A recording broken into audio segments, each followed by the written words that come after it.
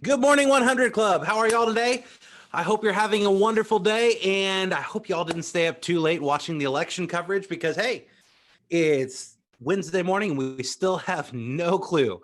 So anyways, we're going to go ahead and get started this morning with our 100 Club, and we've got a really, really awesome video to start off about Kobe Bryant and the Mamba mentality that he had.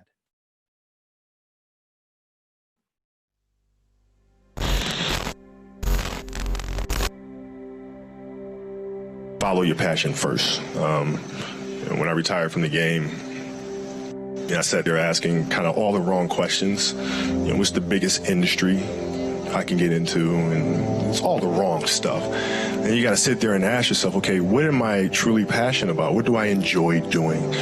And when you feel that way, honestly, you feel like you have never worked a day in your life. It's the most fun thing in the world. You get up in the morning excited about what you're doing. And you got to be really honest with yourself about it. If you wake up in the morning and you're dreading going to work, dude, do something else. Right. Do something else. And those are hard decisions to make. But when you make those decisions, it's a very liberating experience. And you find out that the rewards will come. I think the best way to prove your value is to work, is to learn, is to absorb, to be a sponge. You always want to outwork your potential. As hard as you believe you can work harder than that. And that's what I tried to do when I first came in the league. But basketball is such a direct competition sport that me coming in at 17, I hated when my teammates would say, I get hit with an elbow, right? Shaq would hit me with an elbow in practice. And Nick Van Exel would come up and say, "Are you okay?" I'm like, "What? Are you okay? What the hell's wrong with you?" So I always had that extra chip on my shoulder. So every day in practice for me was really trying to annihilate everybody that I was playing against. Because I wanted to prove you don't need to babysit me. I'm fine, And so it's always that competitive nature, the work ethic, and curiosity. Because I asked a lot of questions. When playing with Byron Scott, I asked him a lot of questions. Eddie Jones, who was great at chasing guards off the screens, and I didn't understand how to do that. I would sit with him before practice, after practice. Magic, all the Laker greats, I would always sit down and just ask them questions about certain games that I studied growing up. What actually happened there? What did you feel there and why? We were playing against the Lakers, Tom, and we were out here in LA. So the game was at 7. I was like, you know what? I'm gonna come to the Staples Center because we're playing. This is when the Lakers had Kobe and Shaq. Okay, this is like the championship Lakers. So I'm gonna get there at 3 o'clock, and I want to make sure I make 400 made shots before I go back into the room, and then I sit in the sauna and I get ready for the game. So, get in the car, get to the gym, get there, and as I'm walking onto the court, who do I see? I see Kobe Bryant. Already working out. So once I set my foot across that line, I started working out. And so I worked out for a good hour and a half. And when I came off, after I was done, I sat down, and of course I still heard the ball bouncing. I looked down, I'm like, this guy's still working out. He was working out for it looks like he was in a dead sweat when I got here. Right. And he's still going. And it's not like his moves are nonchalant or lazy. He's doing game moves, I sit there and I unlace my shoes. I'm like, I want to see how long this goes. So I sit out there and watch 25 minutes. And he got done. I said, okay, I think I've seen enough. Go play, come back, get in the sauna, get ready for the game. That game, he drops 40 on us, okay?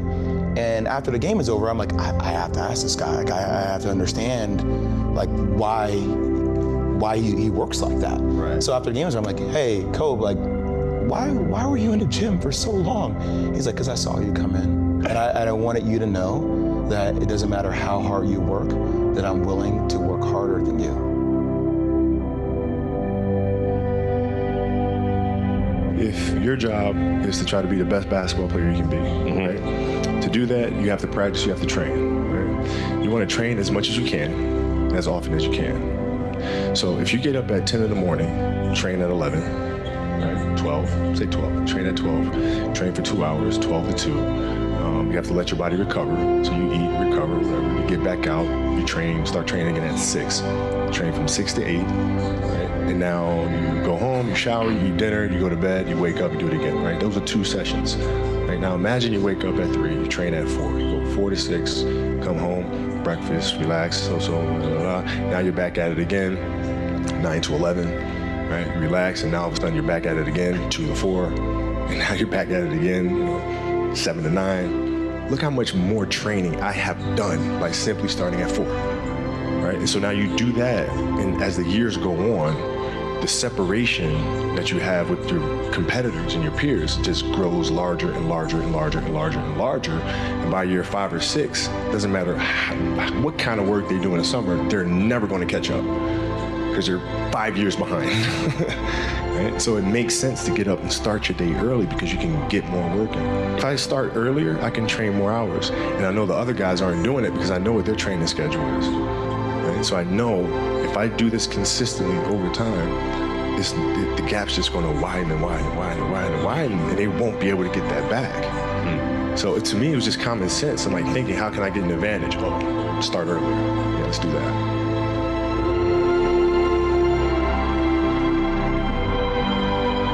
How do you develop that, or where do you learn that from? Well, I think it's just a matter of what's important to you. What's important to you for whatever reason. I felt like I didn't feel good about myself if I wasn't doing everything I could to be the best version of myself. If I felt like I left anything on the table, it would eat away at me. I wouldn't be able to look myself in the mirror. And so the reason why I can retire now and be completely comfortable about it because I know that I've done everything I could to be the best basketball player I could be.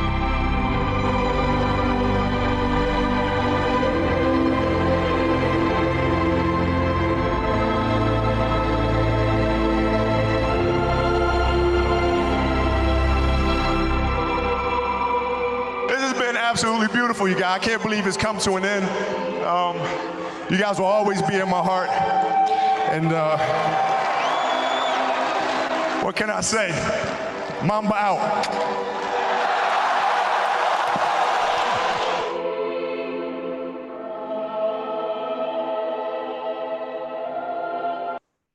So, a couple of key things that I took away there from Kobe Bryant. It was, number one, make sure that you're having conversations with the people who came before you and the people who you look up to in the business, because those people really do want to share what their successes have been. Yeah, we're in a competitive industry. And even though we're in a competitive industry, people are still very, very willing to have a conversation with you and share not only the successes that they've had, but the failures that they've had along the way. And that's one thing that I've absolutely learned inside of Keller Williams is people want to see you succeed. They don't want to see you fail, which is why they're willing to share with you, hey, here are all of the things that I did along the way that didn't really work out for me. So I don't want you to have to do those things. And it's been incredible to see that. So I want to pivot really quick to, it's page 188 of the Millionaire Real Estate Agent book. And you don't have to go and pull your book out right now. This is just the 4 laws of lead generation. And Gary talks about this a ton. And it's really, really simple. Number 1, build a database. If you don't have one, start one. Whether you like it or not, you have one. You've got your phone. Now, is your phone as detail-oriented as it should be for you to effectively run your business? No, not quite, which is why it's important to use something like Command. If you're in Keller Williams, we'd strongly suggest that you use Command. If you're not with Keller Williams, a spreadsheet will work, or go and use something like Realty Juggler or Top Producer. I mean, there's so many different things out there, and make sure that you have one. Number 2, feed it every day. What does that mean? Well, that means, like we've been talking about, every single day, add to it. Add 2 new people to it. Add 3 new people to it. Because over time, that database will become very, very efficient. Number 3, communicate with it in a systematic way. So we teach do the database too. 4 calls every single year to your database at a minimum, which is 2 letters every single week. So A and W, B and E, D and O. And when you do that, you guarantee that you reach out to your database at least 4 times a year. Now, that's not all we need to do, because we also need to be dripping on those people over time. So having them set up on things like a monthly neighborhood nurture or a bi-monthly neighborhood nurture, or having them set up on the birthday campaign or on the home anniversary campaign. There's so many different things that you can find inside of Command that will help you to be able to systematically communicate with your database. And then number 4, service all the leads that come your way. That doesn't say service some of the leads that come your way, service all of the leads that come your way. And that kind of goes back into the communicate with your database in a systematic way, because we naturally have what we would consider call bias. And that's, we go through our phone and we see, okay, gosh, you know, I want to call them. I want to call them. I want to call them. And then we get to someone, it's like, I don't know. They may not answer my call today. And when we have a systematic approach, like doing the database too, that'll help us to really not have that call bias. And when you don't have the call bias, you reach out to anyone, no matter what your thoughts are when you get to their name, and you have a conversation with them. And when you do that, you would be amazed at some of the results that you get, because some of those people are just going to say, you know, it's crazy that you just called me. My wife and I were literally thinking about selling our house the other day, or we were talking about getting a new house.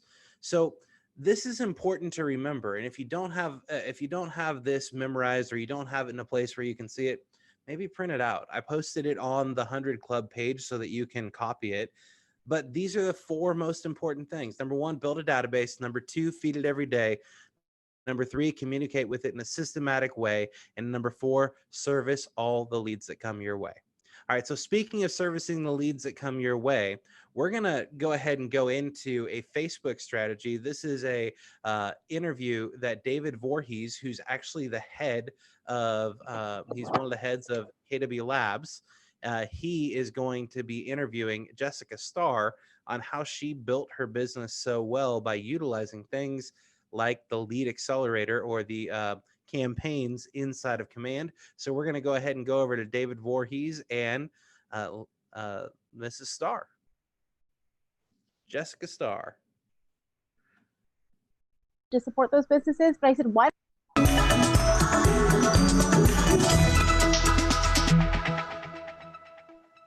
Hey everybody, how's it going? I'm Nick Baldwin, Regional Tech Trainer for the Michigan and Northern Ohio region for Keller Williams. Thank you for joining us today on KW Connect Live for Guest Strategic on social media. I've got 2 awesome guests with me today. I have Haley Roysum. Did I pronounce your last name right, Haley? All right, cool. I'm good at sounding things out. She is the marketing director for the Anderson Hicks Group in Idaho, the great state of Idaho.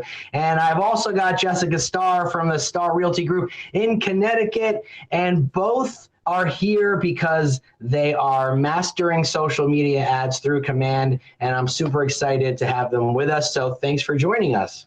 Thanks for having us. Yeah, thank you. Hey, so let's just get right into it. So you both have 2 very different positions. Haley, you run the marketing department for your team, and Jessica, you're the rainmaker for your team, but you're still very involved with the type of marketing that your team is doing. So Haley, let me start with you. Talk to us a little bit about what you're doing for your team and how you're leveraging social media, and exactly what role do you play being the head of the marketing department? Okay. Yeah, so a lot of my work is through social media. I do a lot through Facebook, Instagram, YouTube. We are trying to grow. Really, we've done a good job with our Facebook, and we're trying to grow our Instagram and YouTube currently. But I also run all of the events for our team. Just kind of the gig. Awesome. No, that's good. That's good. I love that. I love that your team has that position, because we're going to talk a lot today about, how to help agents get more creative with social media. And Jessica, so you're essentially the one that kind of drives the social media marketing on your team. You both are running paid ads and organic ads. So Jessica, talk to me a little bit about what some of your organic ads are looking like right now. The organic stuff that we do has a lot to do with the groups that we run.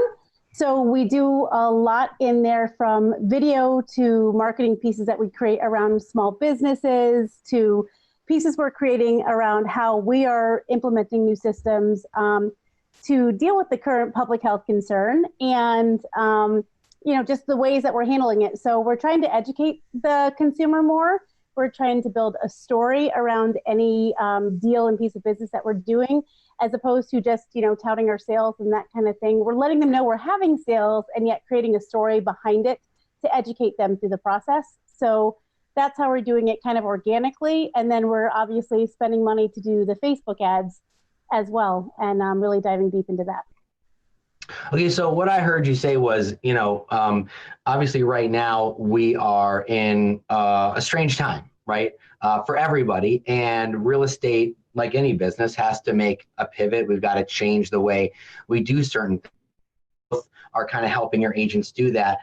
So you mentioned groups, right? So that's what you're doing a lot of in terms of organic. So talk to us a little bit about, if an agent wants to kind of pivot the way they're interacting with the community, because it's kind of hard to go out there and do that in person.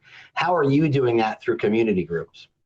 So Deldy actually had a great idea to start a stand up to COVID-19 group, and I made it around Connecticut businesses. So we did that, and we encouraged friends. We had some contests to add people and, encourage friends to join. People were posting, the food they were ordering out. I started calling small business owners that were past clients of ours on our care calls, and kind of coaching them with some of the systems that Keller Williams has taught us, and MAPS has taught us. So giving them some tips and tricks on social media stuff, from using hashtags and creating contests to different curbside pickup techniques that might work for them.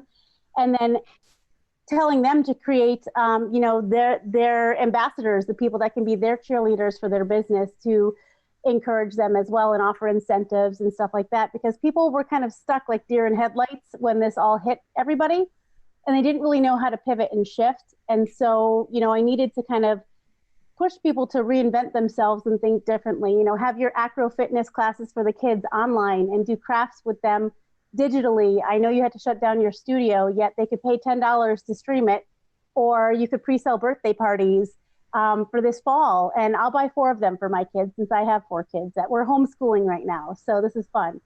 But, just trying to be different. And then, we were doing video with some of our financial planners. We have some on tap for, some of the business owners that own package stores and, that are hairdressers, to do a potential haircut online and show people how to do that kind of fun stuff, and just really be a resource for them. And, we just want to be in the community and want to help people kind of get back on their feet again.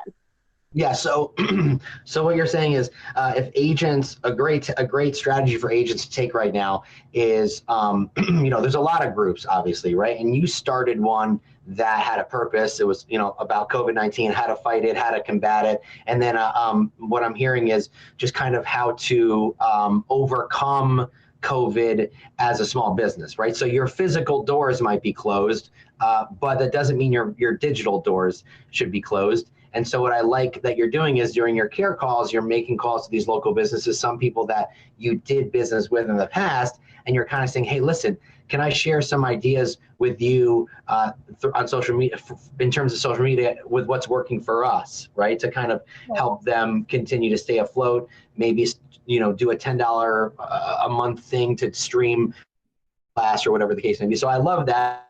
Groups are a great way to get in front of people, come up with a purpose, come up with a reason for the group. Don't just start any old group, because there's so many of them, right? Have a real clear vision for it. Would you agree? Oh, yeah. And I think, one of the nice things was, we had a client that owns a little pizza shop, and She had her house on the market with us. Everything changed. They weren't able to, have people in the restaurant anymore. And I just had her on my heart, and I kept thinking about her. She's actually really good with social media and Instagram. And I said, Steph, you know what? People are at home. I've been thinking about you guys. I've been really thinking about specific businesses and how I can help them and getting creative. And I said, people are at home and they want stuff to do. And yes, they'll order out. And you've been offering great family meal plans, which a lot of people are doing. So we're promoting that too to support those businesses. But I said, why don't you get more creative with it? She said, what do you mean? I said, why don't you do a make your own pizza box that you can pick up curbside pickup from Luna Pizza? I said, do hashtag Luna loves you, hashtag West Hartford Pizza, right? She started doing that. They weren't going to buy their next house. They were going to move in with their in-laws. Instead, they're now buying a $500,000 house because business went up more than it was, which is amazing. I'm so excited for them. And now they're encouraging other people to do stuff like that too. So the point was, I said, the only thing you could do for me is just pay it forward to somebody else. That is so amazing and a great way to build the relationships right now when people need that more than ever. I'm going to come back to that in a second. But Haley, I want to talk to you about, in your role, you're not only creating content for your agents, but you're also coaching them. Like Jessica is coaching local businesses, you're helping to coach agents on your team. And some of the things that you were saying that you do is, when they're onboarded on your team, you have like this marketing 101 course that they have to go through, right? Can you talk a little bit about what that entails? Yeah, so there's actually 3 parts to it. We talk about Facebook, Instagram, and Nextdoor. And if you guys aren't on Nextdoor, you need to be. That's an awesome up and coming emerging social site. It's like Facebook for your neighbors. So if you aren't on there, get on there. It's awesome.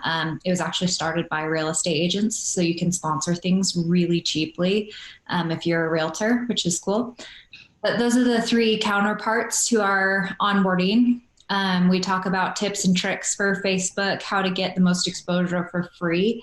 I know that you don't always want to pay for engagement. It can get expensive. So if you know the right tips and tricks to get you that engagement, for instance, live videos get more engagement than just a plain old video. And a video gets more engagement than a photo, and a photo gets more engagement than text. So you can kind of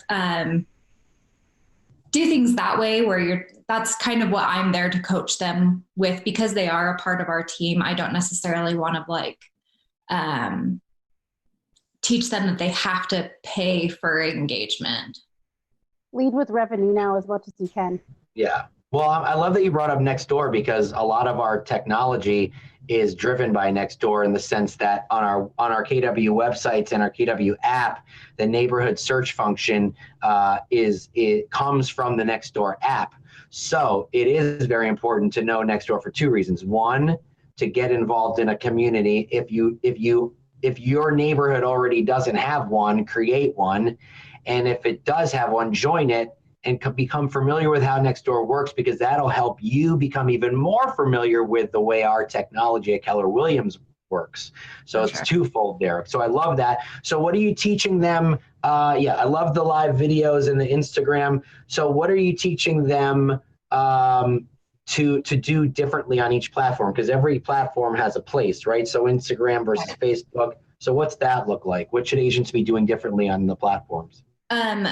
I always tell our agents, use the platform for what they're supposed to be used for. So Facebook is all about communication. It's about engaging with your friends and talking to your friends, socializing online. Instagram is a visual place. It's supposed to be for photos and videos. Make sure that that's what you're using it for. Nextdoor, obviously, same thing, communication, YouTube, videos, Twitter, news. Like, make sure that you're using the platforms for what they're supposed to be used for. I know way too many companies try and do like a one size fits all, where they'll create like one piece of content and put it on all of their platforms. And that's really efficient, but it's not necessarily like working.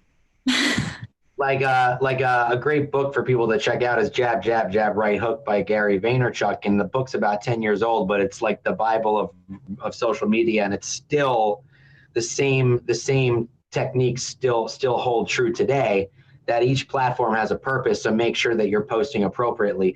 You also said that you keep in touch with your agents through a Slack channel, giving them daily tips that way to keep them in the loop. So what would some of those daily tips look like?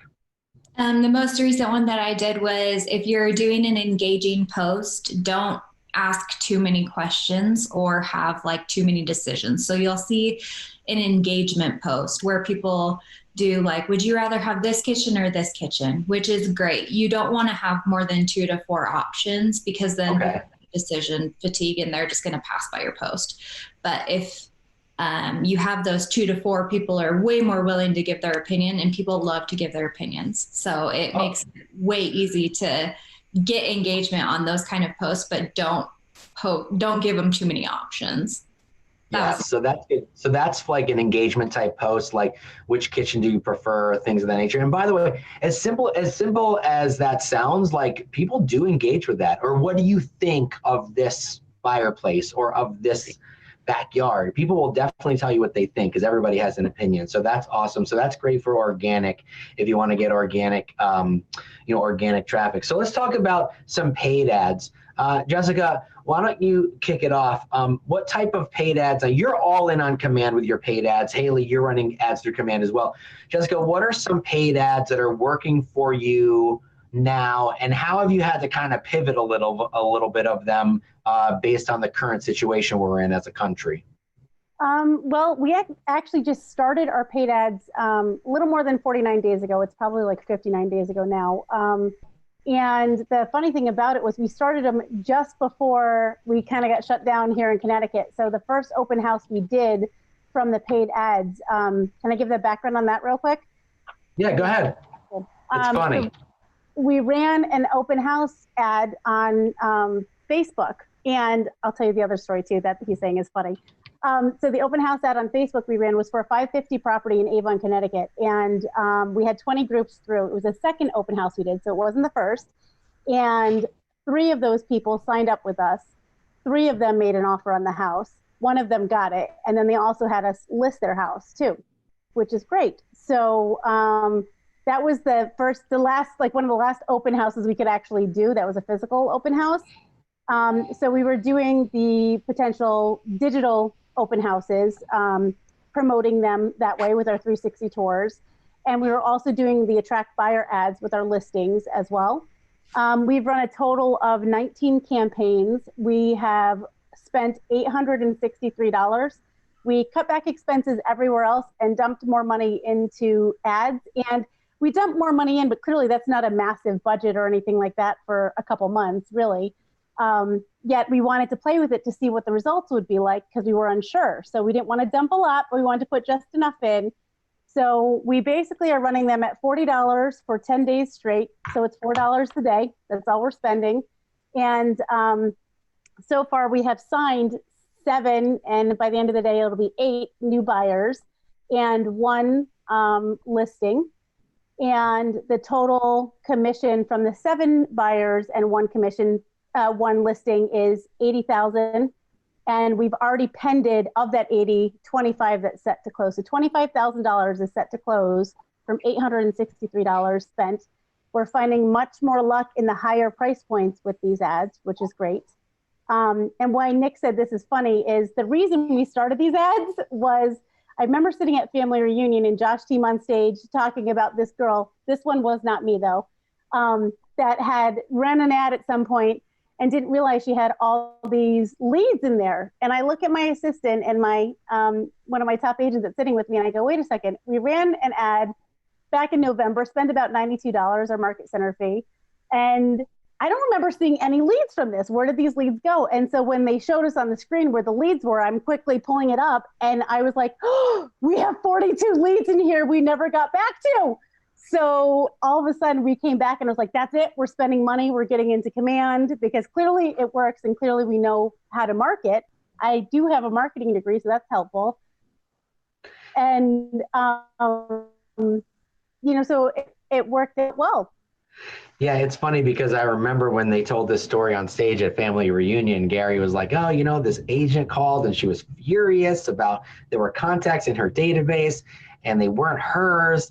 And when the support team did some digging, they realized she had run some ads and didn't know that these leads were coming in. And then she was ecstatic. I thought that was hilarious because you had the same kind of, I was light like, bulb. that stupid, silly agent. And then I'm like, nah, I'm not too proud. Let me go look to see.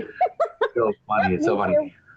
So let's talk about how, okay, so there's a question over here. Sylvia wants to know, can both of you give us a little example of the look and feel of the ads that you're running? So Haley, you're creating a lot of content for your agents. So what does some of that content look like for them to post on social media? Does she want to know like in regards to command? I guess I could do both. Yeah, so talk about organic, like the stuff that you're building for them. So let's start with that. And then what do some of the ads look like that you're running through command? Okay. Yeah. So a lot of our like free stuff, I find like funny memes and kind of rip them off. Like, sorry, that's just who I am. So like during the winter, we had the worst potholes. And so I like made like a little Canva. If you guys aren't using Canva, it's a free resource, super cool for like basic graphic design for your Facebook. But yeah, I created like a little thing on Canva that said 3-bed, 1-bath pothole on the corner of 17th and Ammon, $1,000 or like $100,000, call ADHD for more details. Like it was just like a super corny pothole joke, but we got so much engagement from that. I think we ended up with like 90 shares just on that little meme. And then it had like 175 likes. So stuff like that where like people can relate to it and it's super funny, but like clean, I would say is awesome, free. Well, what I love about that is that shows personality. And by the way, it doesn't always have to be about real estate. It could be something funny, right? Because you're staying top of mind that way. So that's great. Okay. And so then like some of the ads that you're running through command, just listed, just sold, things like that, what do those ads tend to look like? And what is the ad copy? What do we see with the ad copy? What's that read? Okay. Yeah. So I looked it up last night after we had our call because I was interested in our stats. I don't follow them as well as Jessica does. I know that she's got a ton of like stats in Excel, cool stuff that she does, but well, that's okay. Well, Jessica's the rainmaker. So that she has to do that. But you're creating the marketing pieces. So it's a different position. Yeah. So we've spent $1,900 on command ads year to date. And then that has produced 853 leads for us. And we've gotten 44 appointments out of that. So what? Wow. Really good engagement. We spend $30 per ad and we run it for about 5 to 7 days, depending on. Okay. And so those are just listed. Now you guys are saying just listed. Okay. And you're saying that the best performing ads are typically single property home listings, right? Yep. And our ad copy looks something like, have you seen the light fixture in the living room? Something that makes them want to click on the photos, because that's what's going to get you their information. Like, check out the ceiling in the master bedroom, or did you see the brand new flooring in the kitchen? Stuff like that will help. It's clickbait. You want people to click on. Right. Hey, so Jessica, I'm going to go to you in a second, but somebody is asking, if they don't have a listing, what should they do to attract buyers and sellers? I mean, I have a suggestion. I'm sure there's agents in your office that if you went to them and said, do you mind if I spend $50 to market your listing? I'm pretty sure they'd say yes. You know what I mean? So ask around, right? Or go to your website, your KW website, and advertise like new homes listed in this neighborhood. Because with IDX, you can advertise a list of homes, but you can't advertise a listing individually that isn't yours without permission. So there's some ideas. Do you guys have any other ideas? Yeah. This week, we're going to be running a buyer seminar ad. We're going to be running a Homes for Heroes ad, a Keller Mortgage ad. Just to do some different things. And even when you have, you're running a list of somebody else, what you can. Jessica's connection is it Jessica's connection? It's not mine, right? Haley? Off based on using Keller Mortgage. She's back.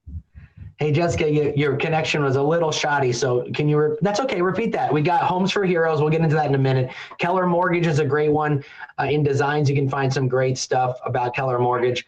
Home buyer seminars, things like that. You could also do one, not only home buyer seminars, but you could also do home staging seminars too. Okay. Which we have on the list as well. And, home staging, home repair seminars. You could also do one-on-one video, advertise like videos, but Eventbrite logins for people so you can't get their contact info. That's the biggest thing. If you're just doing it for free, you're not getting their contact info, right? And you want to add that to your database. Yep. So if you did, just the repairs, you could have a contractor with you on a Zoom call and saying, hey, these are the typical repairs we find when people go to list their homes. If you want to fix them, it's typically a cost of about X, Y, and Z. Yeah. So you could have them in a Zoom call and like a pick their brain kind of session for potential new listings and sellers coming on, right? And then having them offer a 10% discount for using Star Realty Group and being on this Zoom call. Just make sure you mention this and we'll give you 10% off. I love that idea. Hey, somebody's saying that she recently, or they, I'm not sure, they're anonymous, created their first ad. They got 8 leads in the first 3 days, but 6 were bogus info. So here they're asking if that's normal. So here's my take on that, right? With Facebook, it's about quantity, right? So we heard that Haley's team generated like 800 something leads and set 44 appointments, right? Jessica spent $800 and something and got 7 signed buyers and 1 listing. It's all about quantity. And the great thing about it is you don't need to spend that much to get the quantity. So 8 leads is definitely not enough, in my experience from running Facebook ads for the last 4 years, not enough to really determine if it's working. You've got to get at least 50, 75, 100 leads in there to really start figuring out if that's working for you. Would you agree, or do you have another take on that? No, I think you're right on that, and that's why we're running the leads we're running. And I think I'm going to look to see what Haley did and see how many like nurtures and overall contacts we've had. I know I have that on the spreadsheet somewhere, because I think knowing the total number of nurtures, that's just the people that we've actually signed. That's not all the appointments. That's not all the nurtures that we have going on. Right. So they're running ads through Facebook. They're running ads through Command. I'm addressing some questions here. They're running ads through Command, and so Command allows you to choose the lead gen option, which collects contact information on that consumer through Facebook. So if unless the consumer changes their contact information before submitting, or the contact information is outdated, it's going to be inaccurate. But I'm finding that at least 80 to 90% of the contact info I get, either email or phone or both, tends to be correct. That's just in my experience. You can also, like sometimes with any internet lead, I remember years ago during the other shifts with Craigslist and with other internet leads that would come in, take that email address, put it in the search bar in Facebook, right? Yes. And then see what comes up with that to see if that name is correct. Then take that email or that cell phone and put it in the app called Forewarn and see what info comes back from that. Then use it and reverse prospect on the whitepages.com. So you can cross-reference like 2 or 3 different ways to see if you've got the right info. And, they might have put in that their name is Nick Baldwin, and you call them and you're like, hey, Haley, thanks so much for registering on the site. They're like, how did she really know what my name was? Yeah. Do you want to know another little hack? If you have an iPhone. If you have an Android, get an iPhone. If you take the email address and put it into iMessage and it turns blue, that means you can text them. Yeah. Yep. If you don't have a phone number, or if the phone number is incorrect, you can try iMessage. So a little hack there. All right. So let's move on a little bit. Okay. So the paid ads you're showing just listed, just sold. Haley, you're saying things like, hey, check, click more to see this beautiful kitchen. Things of that nature. You have to have a call to action. Just a little bit of advice for everyone. If you're advertising a listing, don't put the property address in the description, because they will copy and paste it and go to Zillow. Yeah. You want to just give enough information about the house with a click more below for photos, info, and price. And virtual buyer seminars, higher price points are doing better for Jessica. And we talked about the ad copy. Jessica, I don't think I talked about your ad copy. So what type of stuff are you saying in your ads? It's kind of similar stuff, like check out this amazing master bath. Don't you deserve to relax after a long day? You know, and like, you know, aren't the kids driving you nuts? I wouldn't mind a soak here. Like, you just make something so that it's going to be catchy. Yeah. Like, you know, have you been looking for this outdoor she shed or backyard retreat? Like, this is it. We have a place where they call, they have an outdoor entertaining area, and we're getting a lot of hits on it.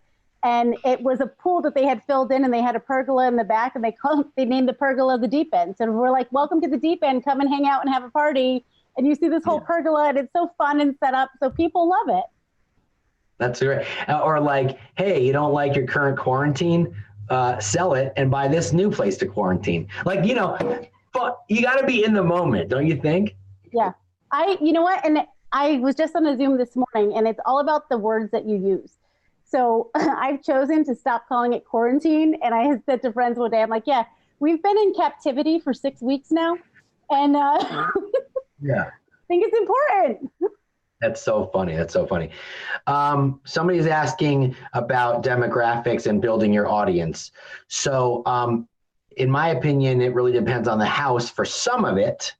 But for the other half, I think you can use some of the interests and targeting over again. But Haley, when you're targeting on Facebook using command, what are you usually using for your target audience, depending on the property? Like what do some of those targets look like?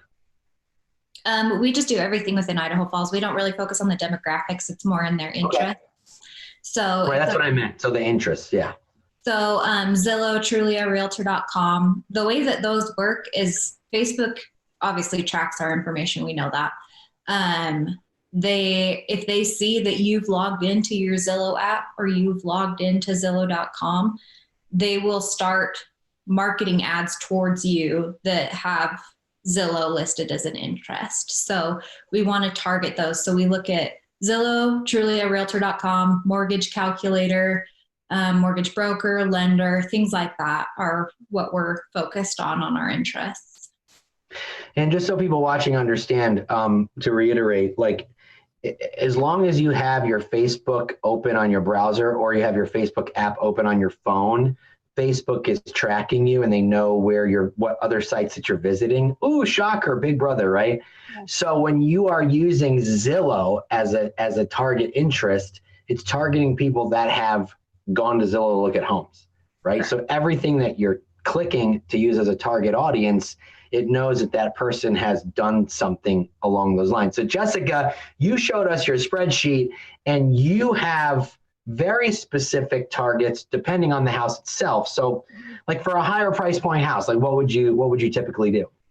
You know, you could do, can I pull it up? It's going to be easier for me to pull it up and look at it. Honestly, you could do some of the custom features of the home if you really wanted to. You could do, whether that's, you know, custom woodwork, you could do custom remodeling, you could do types of, you know, features in the home, whether that was waterfall countertops, Carrara marble, you could get really detailed on it. You could do Jeff Adler lighting, get very specific on what they like. And if it's a high-end design, and you know that like that person in particular is a desirable designer or architect, or, you know, Jack Kemper design colonial.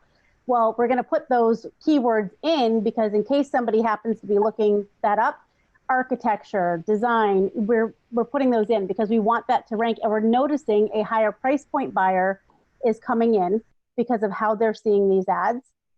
Because of how much detail. I mean, you saw the expert targeting we put in is pretty lengthy. So yeah, I mean, here's the thing with Facebook and Ads Manager through command. So Facebook did get into some trouble for having target interests there that may have been fair housing violations. So when you're targeting an ad through command, Facebook has created this system for us where we don't have to worry about any of that, right? Right. So you can't target, age, religion.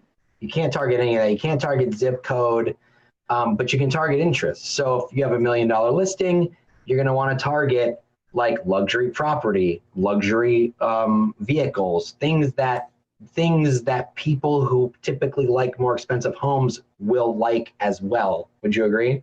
Yeah. So think of the marketing mindset. You have to think like every home you list, I always try to kind of profile it. Who's going to be moving into this house, right?